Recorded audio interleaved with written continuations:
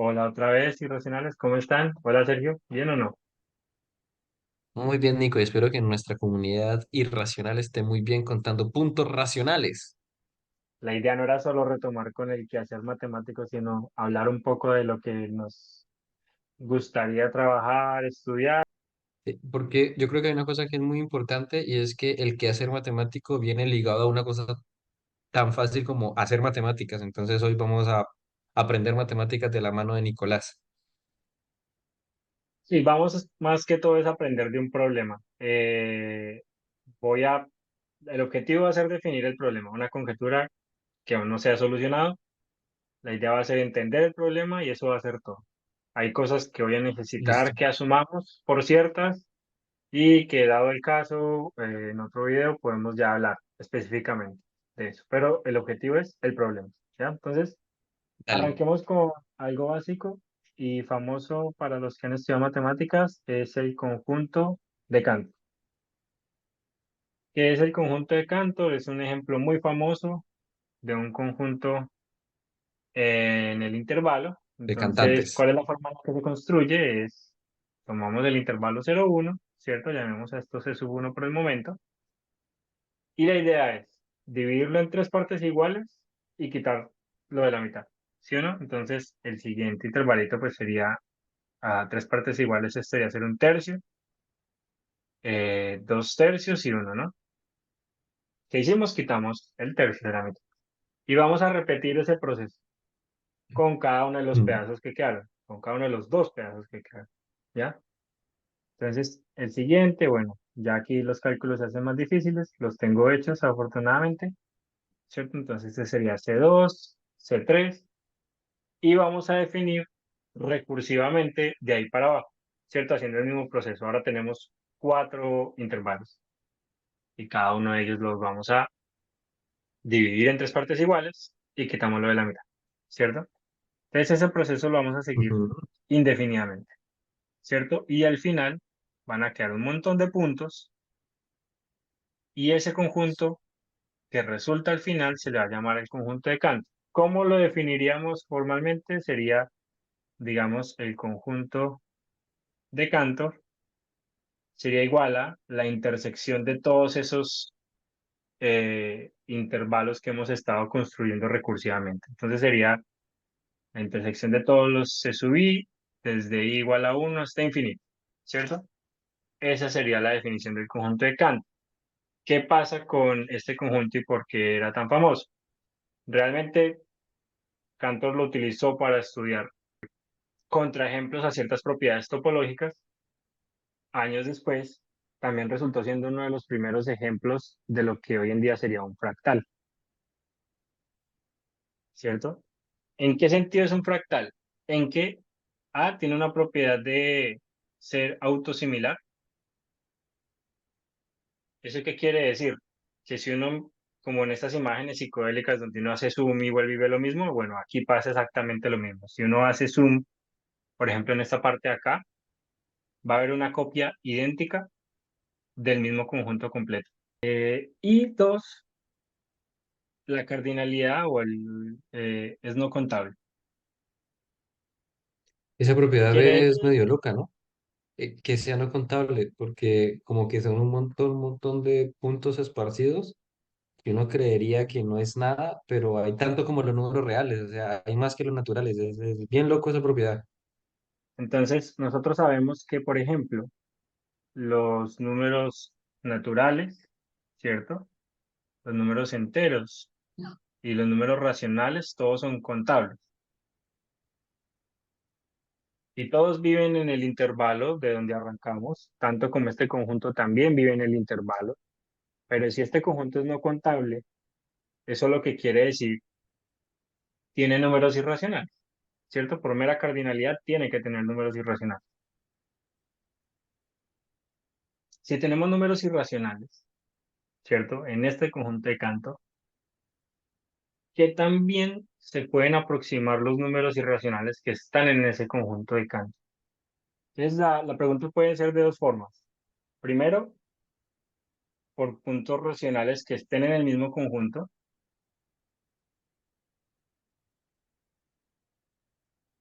puntos racionales en el canto, o 2 por puntos racionales que estén fuera del canto. Pues yo creo que es como bueno decirle a la gente qué significa esto de aproximar por números racionales.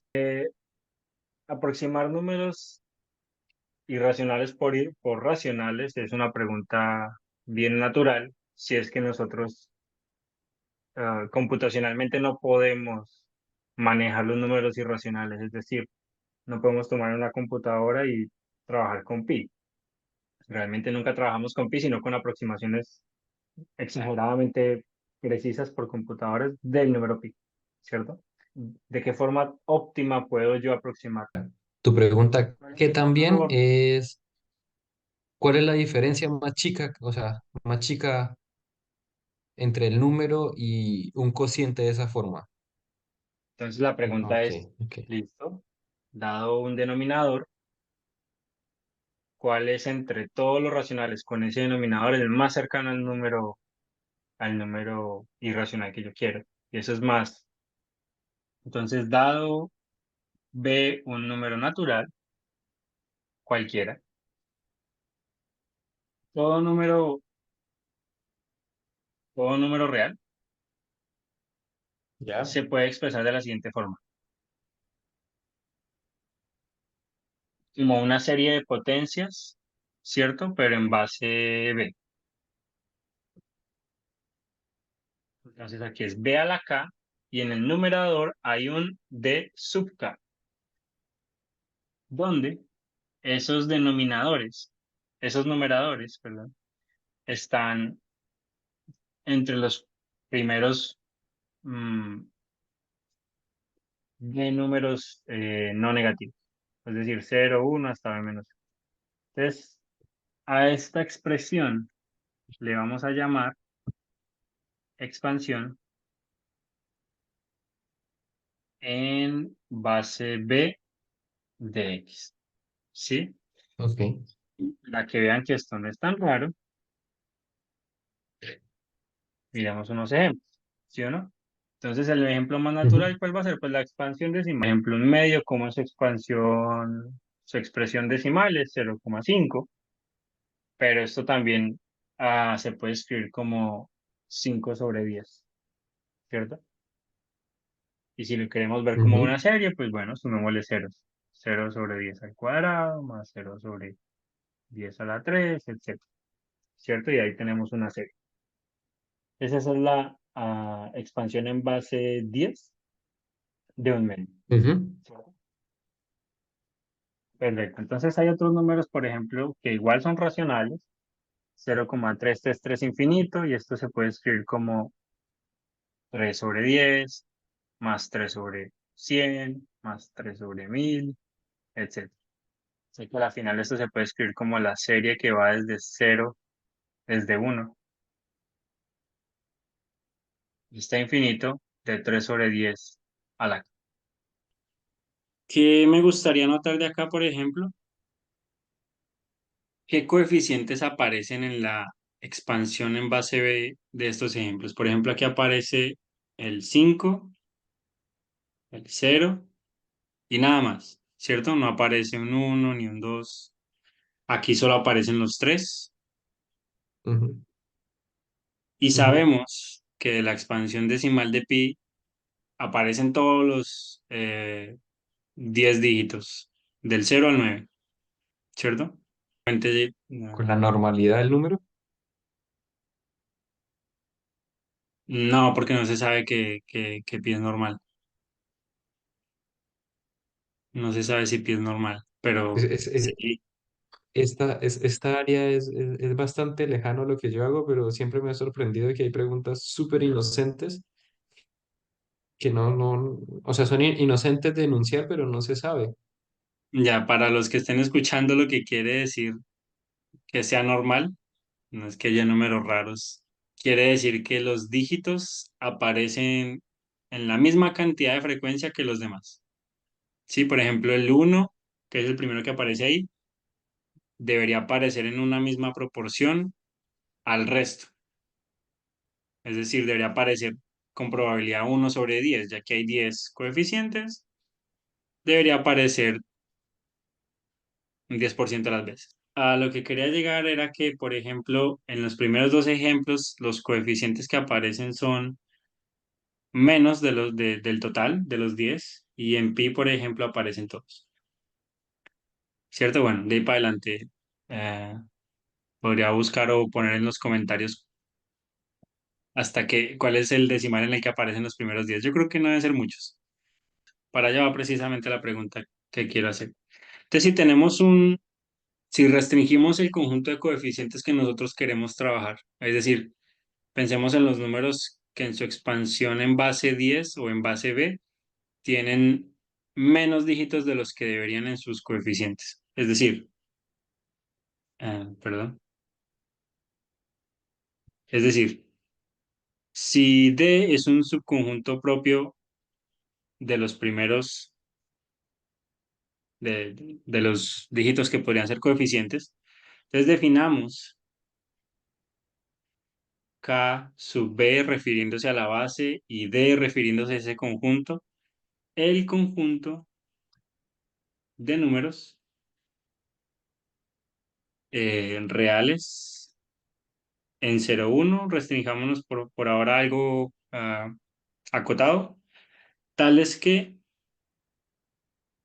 su B expansión contiene solo dígitos en ese conjunto.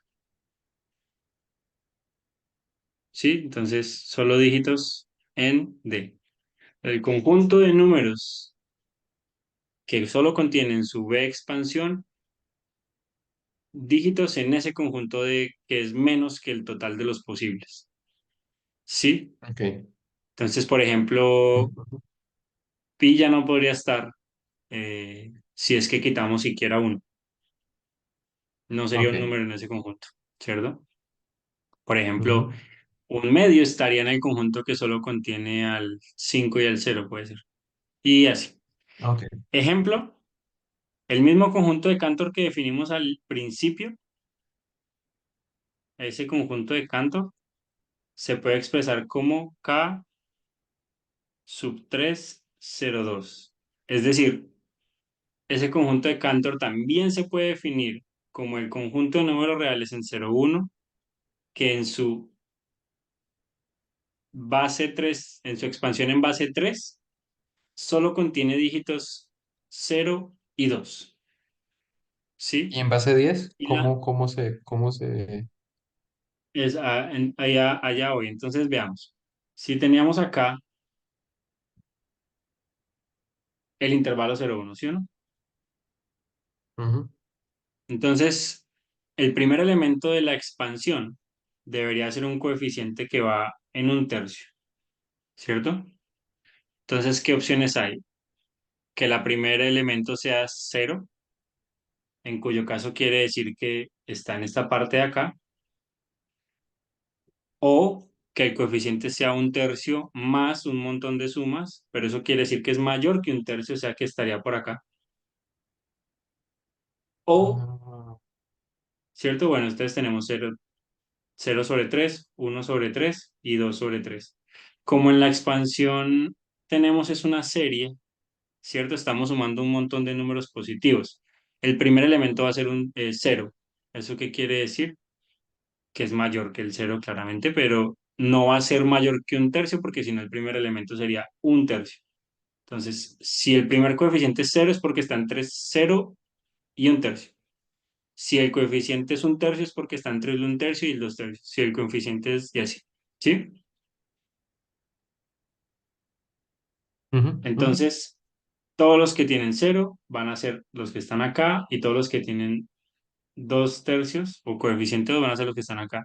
Y hacemos el mismo proceso. Como acá lo que sigue es que vamos a quitar Ah, ahora vienen un tercio de la los mitad, novenos. aplicamos lo mismo.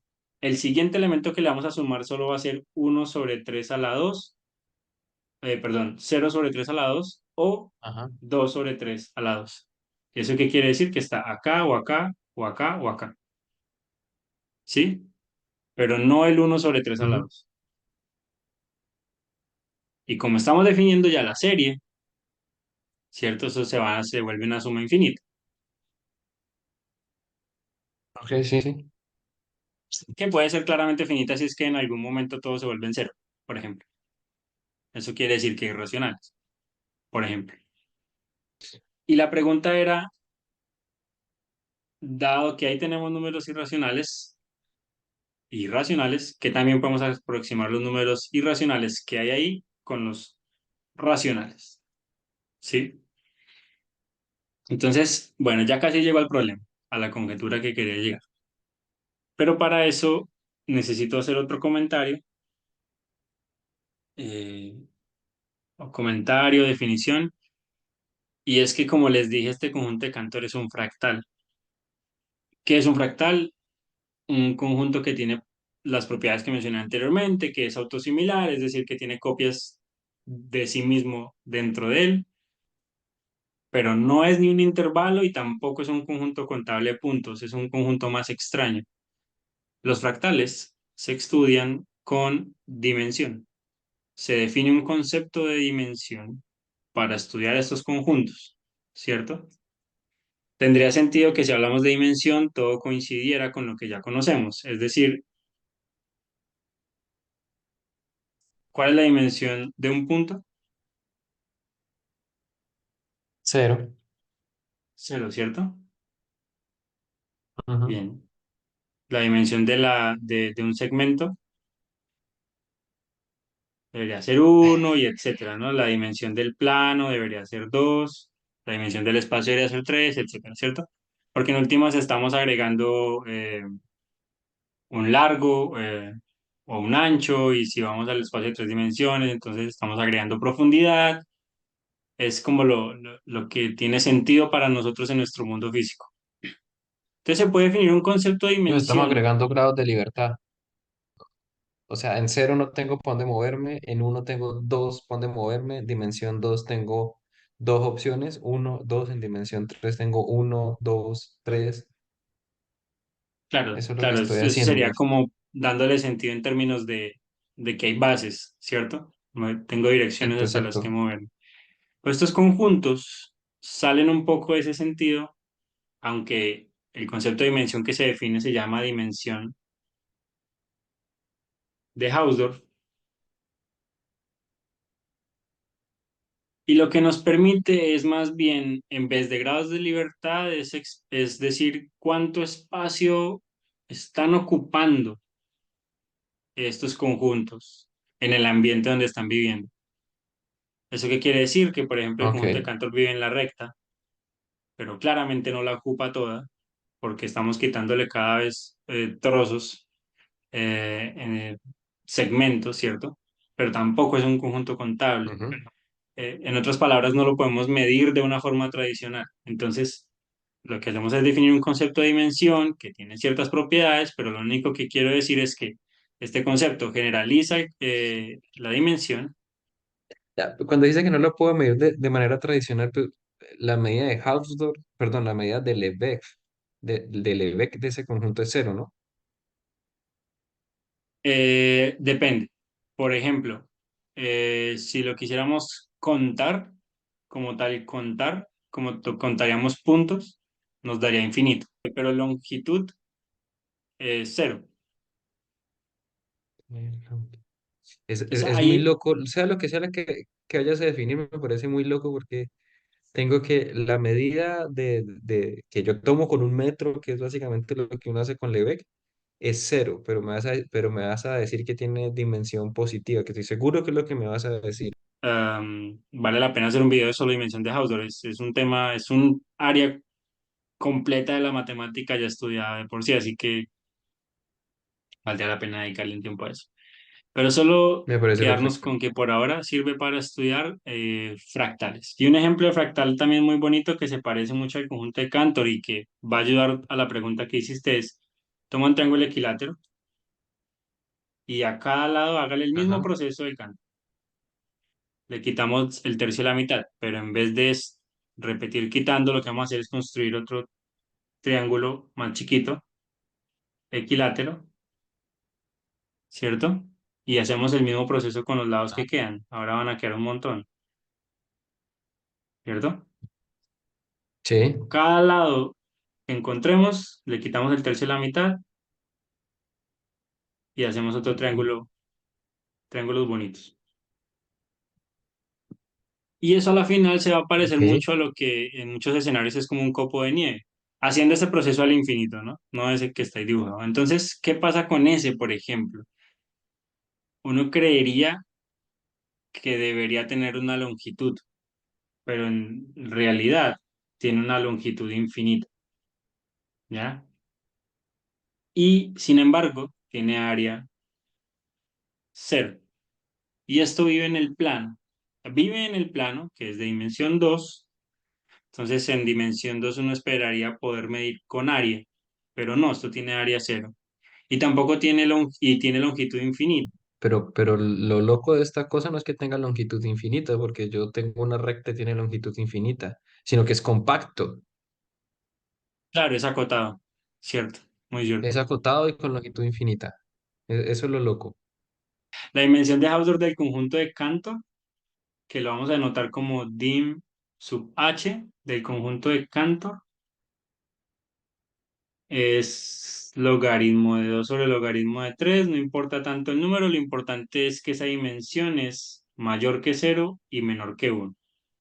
Lo cual tiene sentido, vive dentro de la recta, no debería tener más dimensión de donde está, ¿cierto? Y Ok. esta curva de Bonkoch, ¿sí?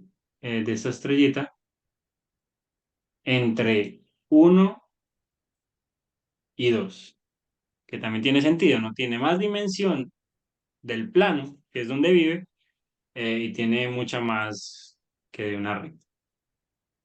Ya, bueno, entonces, listo, concepto de dimensión. Va a ser importante para estudiar los conjuntos de números a los cuales les estaba hablando, ¿cierto? Entonces, son conjuntos de números otra vez, que en su expansión solo tiene cierta cantidad de dígitos. Y como vemos en un ejemplo, uno de ellos es el conjunto de Cantor, que tiene una dimensión entre cero y uno. ¿Listo? Entonces, la Listo. pregunta original era, uy, por acá, ya. La pregunta original entonces era, ¿qué también puedo aproximar esos números irracionales dentro del conjunto de Cantor con números racionales? ¿Sí? Ujú. Entonces, para ya por fin enunciar la conjetura, me falta definir un numerito. ¿Listo? Eso. Dado a Q, un número natural cualquiera, ¿cierto?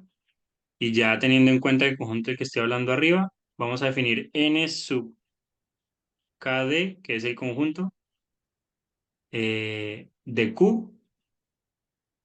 Este número lo que vamos a hacer es el conjunto de números racionales que tienen ese denominador en el mismo conjunto. ¿Y eso cómo se escribe? Bueno, como el conjunto de puntos ahí, tales que para algún Q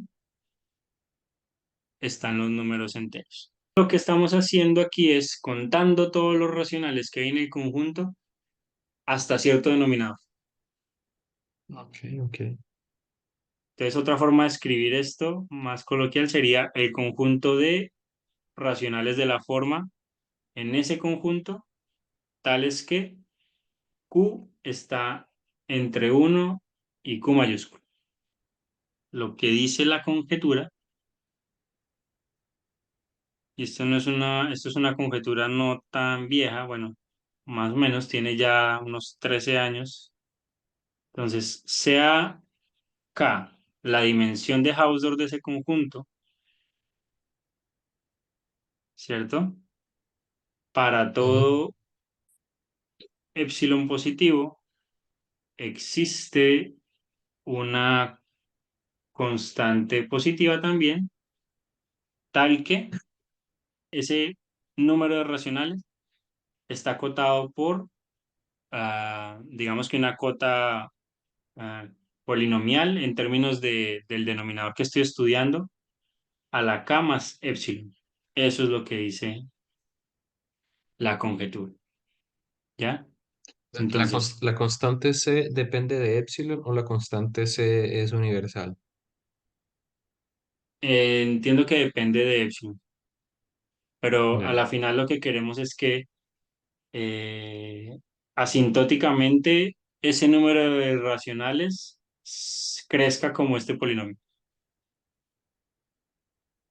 Si tiene sentido ese polinomio, porque estaría a un grado no entero, pero algo así.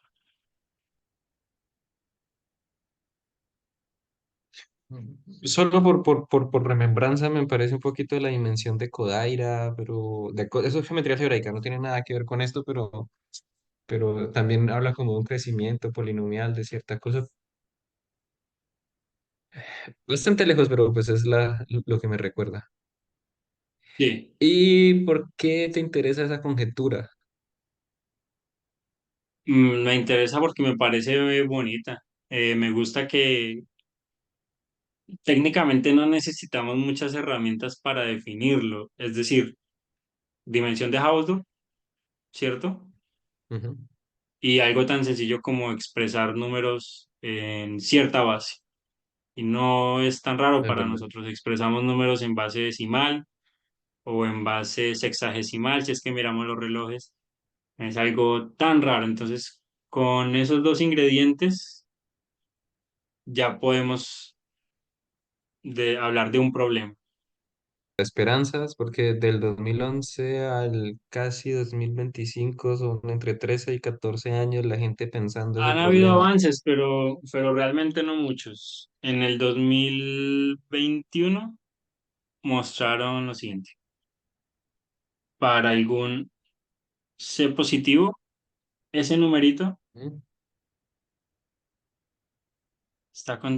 está acotado por los siguientes valores. C por Q a la 2K, Q a la K logaritmo de Q.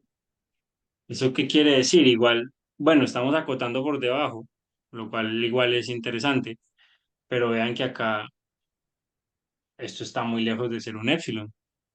Es Eso fijo. es lejísimos. 2K Epsilon igual es acá. fijo. Claro, muy grande. Queremos hacer épsilon arbitrario. Pero bueno, ya al menos acotaron harto. Sí, claro, ¿no? Y es altamente, bueno, es altamente no trivial. Yo debo decir que vi este problema en una charla hace poco y me pareció interesante. No sé mucho al respecto, pero sí se conecta con cosas que estudio. Estudio sistemas dinámicos. Esto está fuertemente conectado a sistemas dinámicos, como en la parte de fracciones continuas, pero también con geometría fractal. Pero sobre todo es un problema de teoría de números, lo cual está lejos de lo que yo hago. Ok. Inclusive ellos mismos mencionan que está conectado a una conjetura de geometría algebraica, que está lejos de lo que yo estudio, pero sí de lo que usted hace. Por ahí va la cosa, sí, porque todo esto yo no, obviamente, pero sí he escuchado a gente hablar acerca de aproximación cuadrática, todo eso lo he visto, y también he visto estas cosas que le llaman como el, la longitud del número. Entonces, asumo yo que debe haber alguna conexión con geometría algebraica y yo creo que en algún momento pues vamos a acercar esta conexión y ver si la prueba de una cosa implique otra y mezclamos áreas, de eso se trata. Sí, es una mera curiosidad, yo creo que a la final eso es lo que lo mueve a uno. Preguntas que a uno le llamen la atención y ver qué se puede hacer. Así que lo siguiente sería comenzar a escudriñar qué es lo que se ha hecho. Yo creo que ese sería el primer paso, ver qué se ha hecho bien y leerlo y ver qué herramientas se necesitan para entender cómo es que han avanzado hasta donde han avanzado. Y también su análogo Listo. en geometría algebraica, ese sería nuestro siguiente paso, yo creo. Pero también hablar Sí. de lo básico y es de dimensión de Hausdorff, de los sistemas dinámicos asociados a estas cosas. Creo que sería un buen inicio. Bueno, muchachos, yo sé que este video ha sido un poco largo y un poco técnico. El video que viene es un video bien diferente y es un video acerca de revistas, revistas matemáticas, buscadores, ZBMath, Massa, INET, Arca y de revistas depredadoras. Vamos a hablar un poco de eso. Y si nos ve, suscríbase. Chao, chicos, cuídense. Chao, chao.